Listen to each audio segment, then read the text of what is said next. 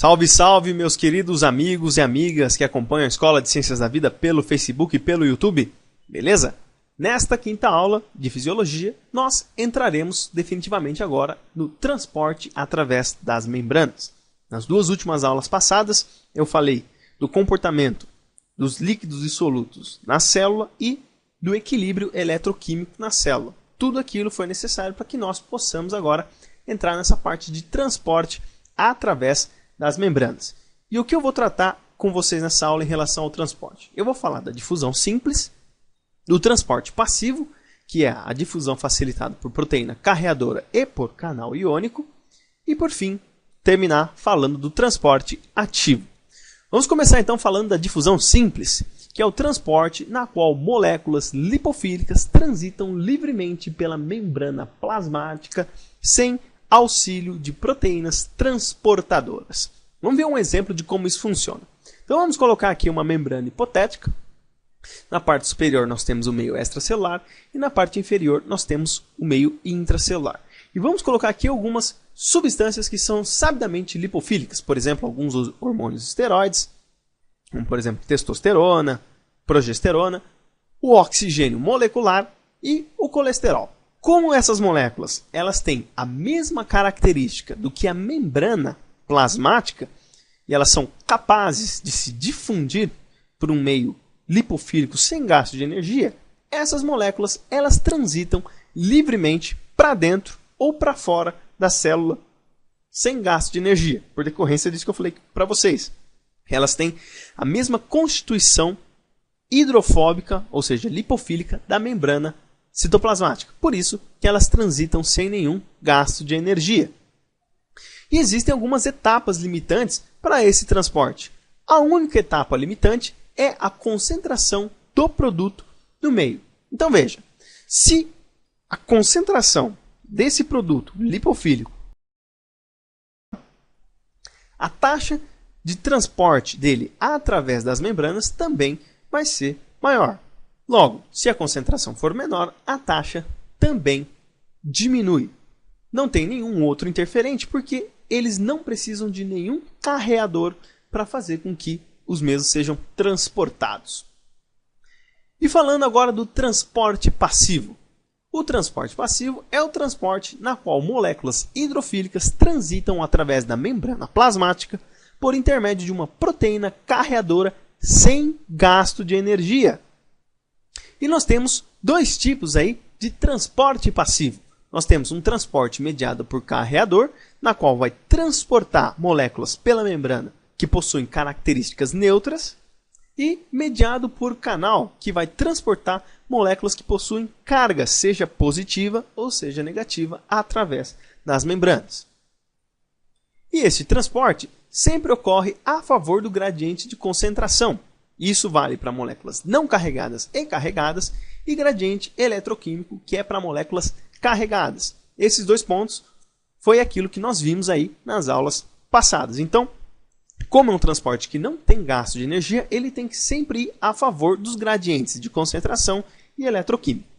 Então vamos ver um exemplo aqui de transporte passivo. Vamos supor aquela mesma ocasião que nós temos o meio extracelular e o meio intracelular e uma membrana plasmática. E vamos supor a molécula de glicose. A molécula de glicose é uma molécula extremamente hidrofílica. Mas, por ela ser pequena, ela consegue difundir através da membrana. Porém, pelo fato dela ser hidrofílica, ela difunde extremamente pouco. É uma concentração praticamente irrisória e que não perfaz as necessidades basais de uma célula qualquer. Para que a glicose seja capaz de entrar na célula, existe a necessidade de um transportador, aí denominado de GLUT, que é do inglês Glucose Transporter, ou transportador de glicose. Esse transportador de glicose ele vai servir como se fosse um poro para a entrada da glicose. Dessa maneira, ela não precisa vencer a barreira lipofílica da membrana plasmática e consegue ser transportada com grande facilidade através das membranas. Isso é um tipo de transporte mediada por carreador. Vamos ver agora um exemplo mediado por canal iônico. Vamos pegar, por exemplo, o íon sódio. O íon sódio ele possui um tamanho menor do que a molécula de glicose. Porém, se ele for tentar passar pela membrana citoplasmática, ele é barrado e não consegue passar. Por quê? Porque moléculas carregadas, elas apresentam uma hidrofilicidade muito grande. E essa hidrofilicidade tamanha impede qualquer molécula carregada de passar por difusão simples através das membranas. Da mesma maneira que acontece com a glicose, o sódio também tem o seu transportador, que é denominado de canal de sódio. E o sódio ele vai ser transportado do meio extracelular para o meio intracelular também sem gasto de energia, porque isso é a favor do gradiente de concentração e a favor do gradiente eletroquímico, coisa que eu já mostrei para vocês na aula passada, tá certo? E as proteínas carreadoras e os canais iônicos podem transportar os solutos tanto para dentro como para fora da célula de diferentes maneiras. Nós temos 3 maneiras diferentes de transporte das moléculas através das membranas.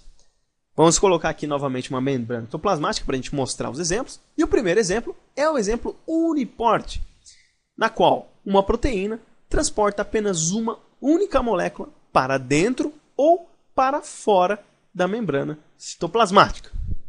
Também temos o tipo de transporte denominado de simporte, na qual 2 moléculas são transportadas em conjunto para fora ou para dentro da membrana citoplasmática. E por fim, nós temos o antiporte, na qual uma molécula é transportada para dentro da membrana citoplasmática, juntamente com outra molécula que é transportada para fora. É como se fosse uma troca de moléculas que estão do lado de dentro para o lado de fora. Tá ok? E quais são as etapas limitantes do transporte passivo? Nós temos a concentração de produto no meio, que é aquilo também que eu já mostrei para vocês na difusão facilitada. E além disso, nós temos também a ativação do transportador. Veja, se o transportador estiver com o seu poro de transporte da molécula fechado, não importa o quanto se aumente a concentração daquela molécula, ela não irá transitar para dentro da célula ou para fora.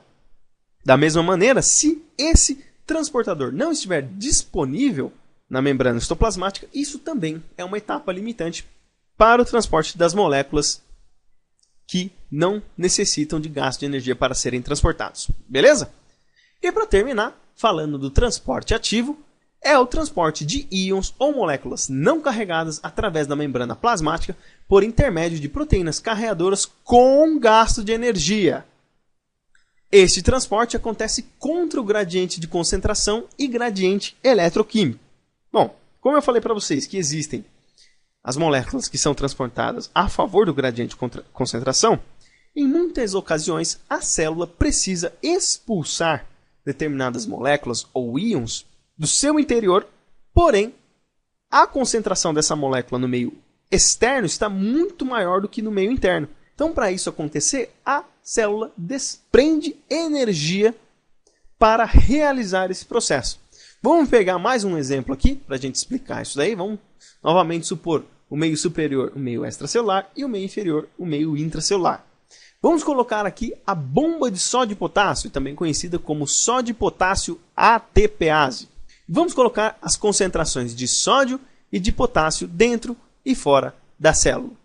Se nós repararmos, conforme nós vimos na aula anterior, a tendência natural do sódio é entrar dentro da célula, porque o gradiente de concentração do sódio é maior do lado de fora do que do lado de dentro, e o potássio tende a sair, porque o seu gradiente de concentração é maior do lado de dentro do que do lado de fora. A mesma coisa vale para o gradiente eletroquímico.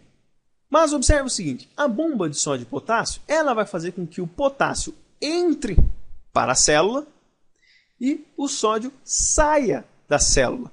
E isso vai contra um gradiente eletroquímico e de concentração. Desse modo, esse transporte ele é altamente desfavorável. Para que ele ocorra, é necessário fornecer energia ao sistema. E quem fornece a energia é o ATP. A hidrólise do ATP pela bomba de sódio e potássio, transformando-o em ADP, vai ganhar energia o suficiente para quebrar a barreira do gradiente de concentração em eletroquímica.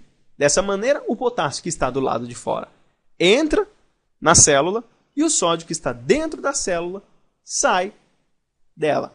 Isso tudo contra o gradiente de concentração. E semelhante ao transporte passivo, no transporte ativo também existem as diferentes maneiras de transporte. Como eu falei para vocês, o uniporte, que é em um único sentido, pode ser para dentro ou para fora.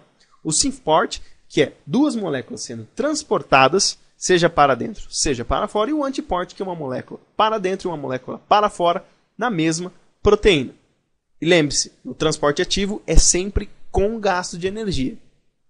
E para terminar, quais são as etapas limitantes do transporte ativo? A mesma coisa, a concentração do soluto no meio. Se a concentração dele estiver reduzida, o transporte também é reduzido. A ativação do transportador, como semelhante àquilo que eu mostrei para vocês no transporte passivo. Se o transportador não estiver ativado, não ocorre transporte, independente da concentração do soluto. E também tem uma última coisa, que é a energia disponível para o transporte. Então veja, o transportador ele pode até estar ativado com o seu ligante ali. Porém, se a célula não tiver ATP o suficiente para ativar esse transportador, independentemente dele estar ativado ou não, a energia não será fornecida para promover esse transporte. Dessa maneira, as moléculas não serão transportadas através das membranas que vão contra o gradiente de concentração e eletroquímico. Beleza? Bom, novamente foram essas referências que eu utilizei para essa aula. Eu coloquei o Alberts aí, o livro de Biologia Molecular da Célula, porque algumas informações sobre o transporte de moléculas estão nesse livro, então eu coloquei ele como referência. Espero que vocês tenham gostado dessa quinta aula aqui de Fisiologia. Se vocês gostaram, deem joinha, me ajudem a divulgar os vídeos. Cada joinha que vocês dão no meu vídeo, compartilham ele, mais o YouTube me enxerga. E participem também da página da Escola de Ciências da Vida e do grupo da Escola de Ciências da Vida. Se vocês tiverem alguma dúvida, sugestões, me escrevam lá, tá ok? Então é isso aí, forte abraço a todos e fiquem todos com Deus.